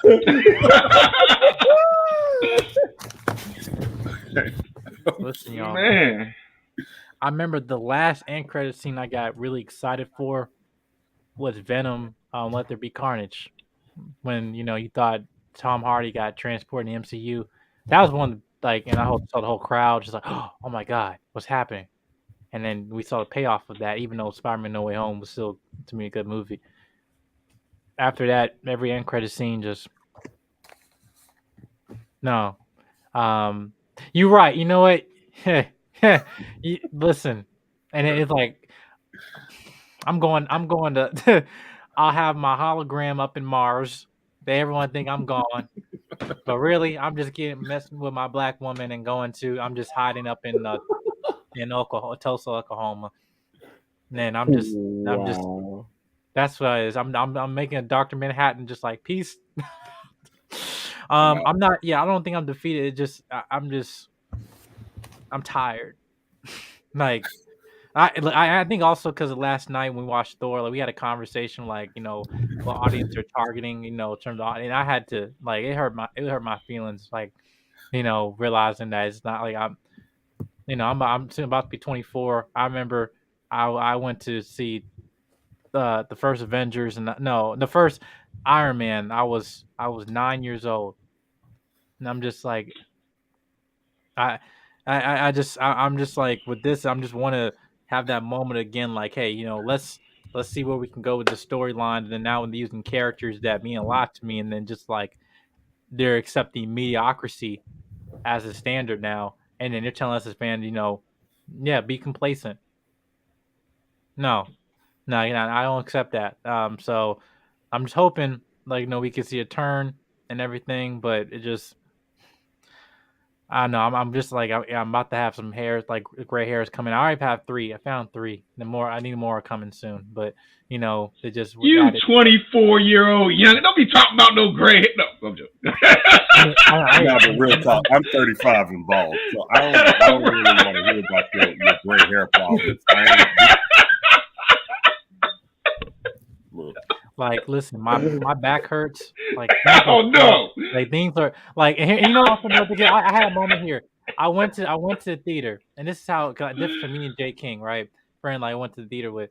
He just turned 21, and they went to go buy this hammer. He just went to go buy this hammer for that you can get AMC theaters, whatever, the lunchbox. Nat and Natasha knows what I'm talking about. That mess was $40. $40. You wouldn't have got that. I'm like, in that moment, I really wanted that to hang like a display case, but I'm like, I got bills to pay. I'm living on my own. Like, I'm working, and like, things are moving slower now, and things are changing. I'm scared. I'm like, are we still talking about Thor?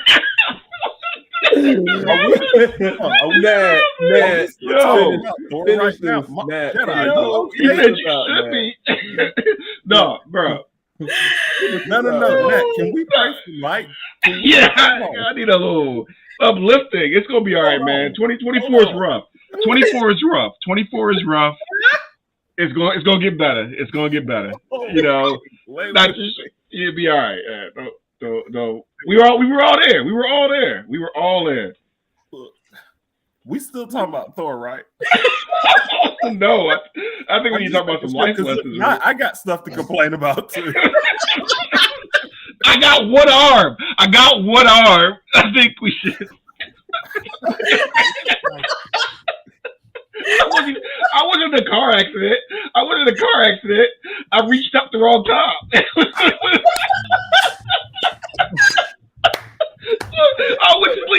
I was asleep when this happened.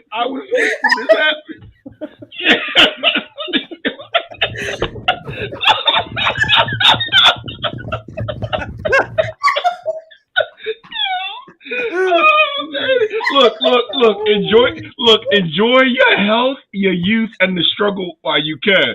Because at some point, the struggle is gonna be there.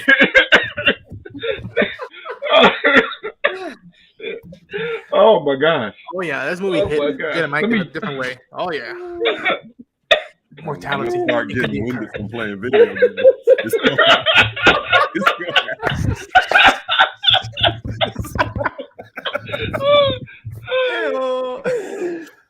Oh, Mike.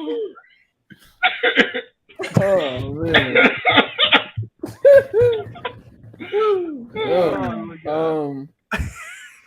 Yeah, Mike, it's gonna be all right, bro. It's okay, man. Mike. No, it's not.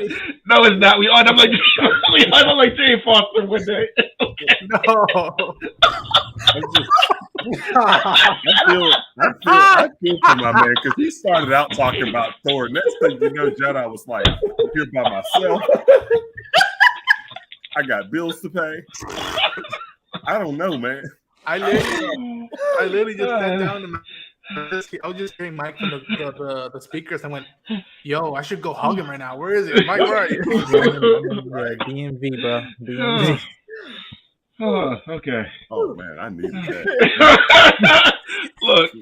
look, people, you I'm might glad as well chop I'm this. able to. Go ahead. Put this in the beginning of the thing, man. Clip it. Yeah. This is more entertaining than the whole Thor movie. Yeah, Thor was bad, but can somebody please Venmo me by mistake? Yeah, I'm glad I'm able to put a smile on y'all face. I try. No, we're not laughing at your pain. We're laughing at all our individual pain. Yeah. No. Exactly what's happening. That's funny. That final thoughts on Thor. I don't know how to end after that.